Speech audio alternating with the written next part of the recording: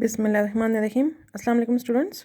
I would like to start from the end of the previous lecture where I solved this example that for x equals to 3 we choose x naught is equals to 3 and for that p is equals to 0.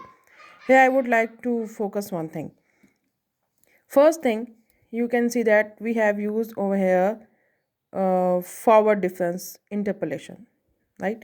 Now come to the table please. Since x is equals to 3 is lying in the center of the table, so it is recommended that you should always use the Stirling central difference.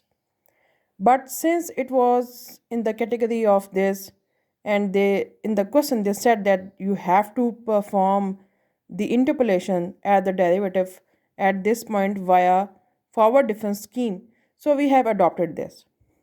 Otherwise, when they say that they are forward, they are backward, and they are central differences, then the reason behind is the same, that you should follow those steps because it will affect the value of p. Now you can see that here we got p is equal to 0. But I told you people that in the range that p should be, the range of the p was that p should be less than 1 and it should be greater than 0. This is just because of this, since it was supposed to be used as a central scheme and we have used the forward difference scheme, then these kind of things will come out. Now, if we do not choose x naught equals to 3, if we choose a value 2 as x naught, then of course we will be getting xp minus x naught as positive. And if we choose this as x naught, 4, then xp minus x naught will become negative, will become minus 1 and plus 1. So in order to avoid that condition, we have chosen x naught equals to 3. Now, here it is very strict that it should not be greater than 1 and it should not be equal to 1 also.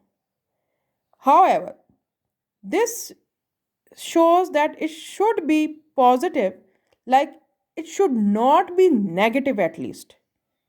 It should not be negative at least.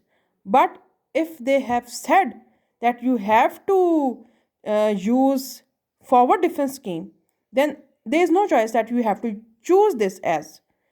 And in that case, there is a little bit flexibility for choosing x naught equals to 3 because you will be getting p equals to 0.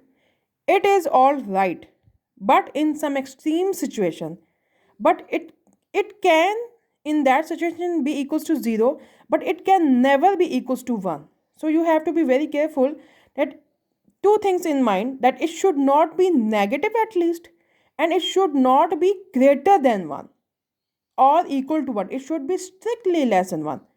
But if there are some conditions they come into the analysis, then it can be equal to 0.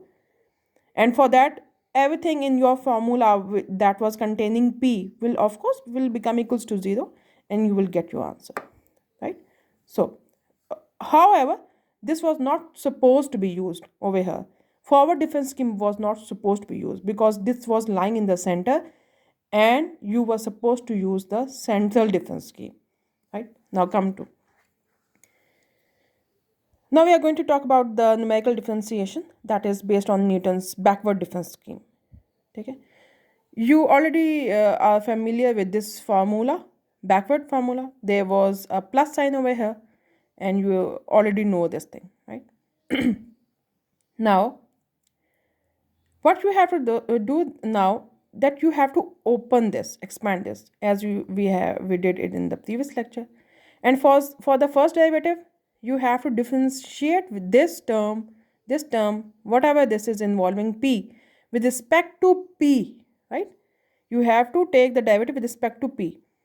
And you can see easily 2p plus 1, 3p square plus 6p plus 2. You can see that over here as well. And since there was no p, that it was just a constant, and so it is equals to 0.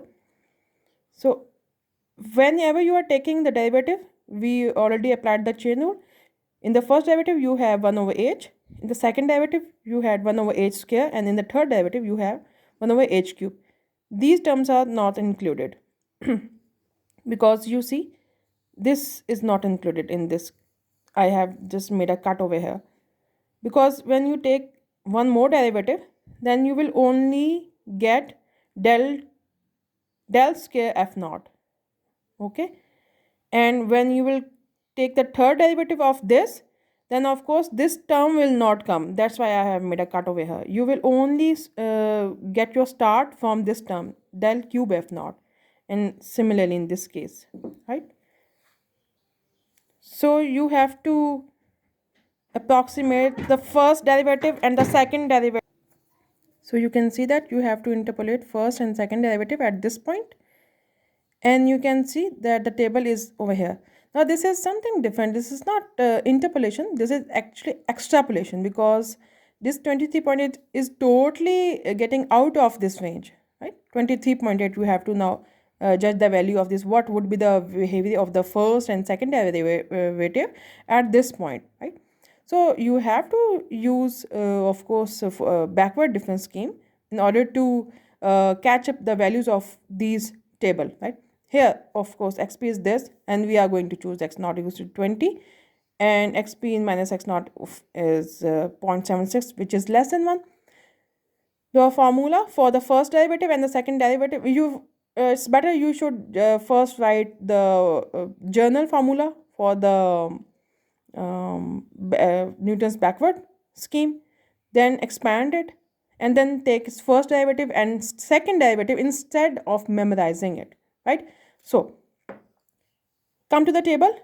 You have this, you have tabulated these values, and then you already know how you have to construct it.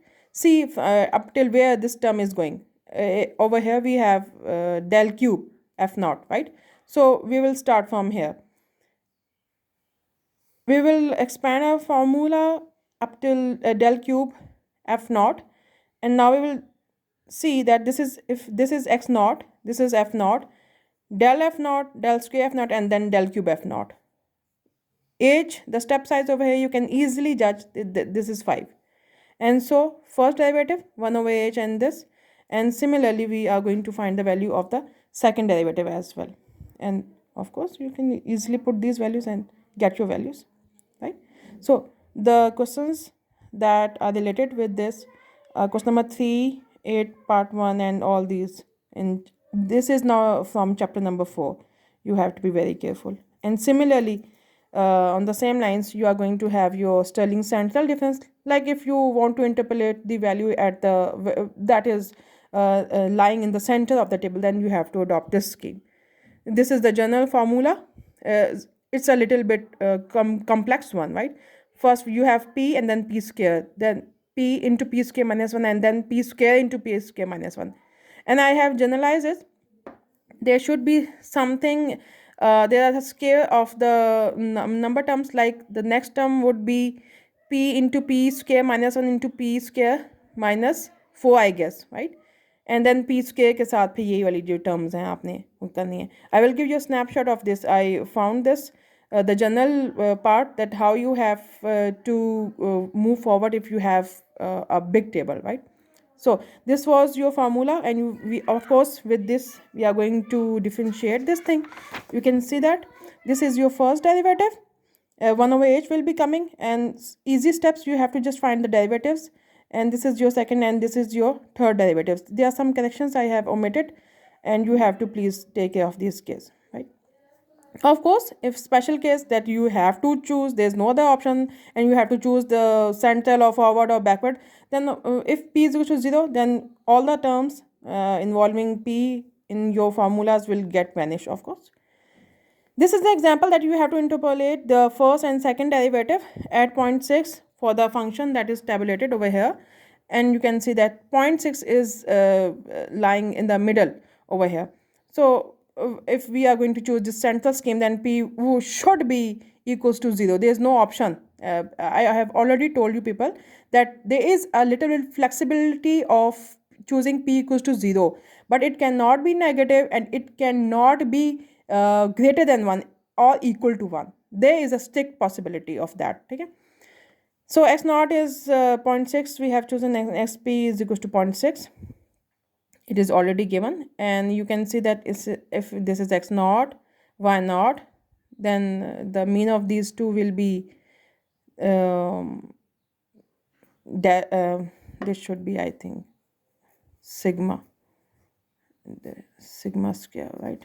And then sigma cube, sigma f naught, sigma square, and then sigma cube, and then of course it is going till sigma 4. So you have to write your expansions till sigma 4 f naught, and then first derivative as well. You will just put in the values. I have already told that for the first term you have to take the mean, and then it's not, then just put the value. It's very easy now. You can see that wherever you are getting the term p, it is vanishing. It is just equal to 0. Right? I have tried to mention. Even then, if there are some mistakes, then please do tell me that whether you are getting this answer or not. Right? Similarly, you can find the third derivative, second derivative as well. And the questions that are related, you have to do the example number 3 on page number 109. If you have books, and if you do not have, just tell me, I will give you a snapshot of that. And question number 4, 8, 9, and 10, that is related from the chapter number 4, the book by S.A. Bhatti Sahab. Right? Please try to do these things. If you have any queries, then just ask me. I will be available, and thank you so much.